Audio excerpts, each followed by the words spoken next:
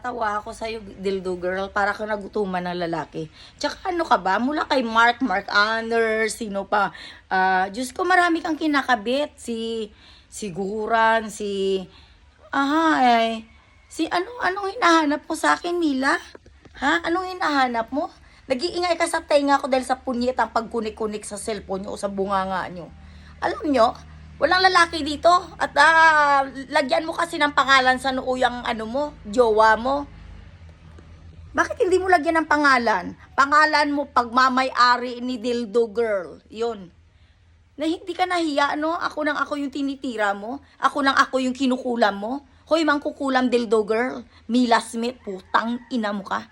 Ako nang gigigil na ako sa'yo, putang ina mo ka eh. Pag ako nabwisit sa'yo, ipapatulpo na kita. Ya, bakit?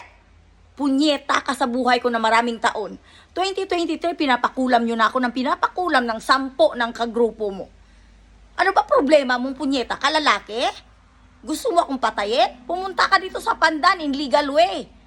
Magharap-harap tayo kay Tulpo. Mas maganda. Huwag mo akong binabastos, huwag mo akong kinukuda-kudaan, minuminutong animal ka. Kung makati ang tinggil mo, tigil-tigilan mo kung animal ka. Ngayon, binanggit ko yung pangalan mo. Oo, binanggit ko yung pangalan mo. Gusto mo magpatulpo? Gusto mo magpabida?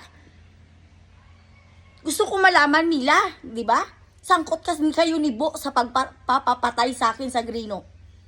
Gusto mo akong ipatulpo? Ipatulpo mo ako, nananadya na ako ngayon. Alam mo kung bakit? Kapag mahirap ka, walang justice ya.